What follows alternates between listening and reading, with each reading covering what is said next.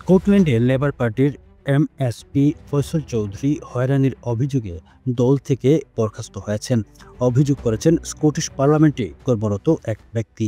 2021 সাল থেকে লুথিয়ানের প্রতিনিধিত্ব করা এই এমএসপিকে সপ্তাহান্তে দল থেকে সরিয়ে দেওয়া হয়েছে। লেবার পার্টি জানিয়েছে সব অভিযোগ গুরুত্ব সহকারে দেখা হয় এবং নিয়ম অনুযায়ী তদন্ত চালানো হবে। এখন তিনি স্বাধীন এমএসপি হিসাবে দায়িত্ব পালন করছেন। স্কটিশ লেবার নেতা আনাস সারওয়ার বলেছেন, অভিযোগ নিয়ে তিনি কোনো বিস্তারিত মন্তব্য করতে পারবেন না, কারণ বিষয়টি একটি স্বাধীন তদন্ত প্রক্রিয়ার অধীনে রয়েছে। তিনি আরও জানান, ফয়সল চৌধুরীর বিরুদ্ধে অভিযোগ আসার পরপরই দ্রুত পদক্ষেপ নেওয়া হয়েছে, যেমনটি আগে এমএসপি কোলিন স্মিথের ক্ষেত্রেও করা হয়েছিল।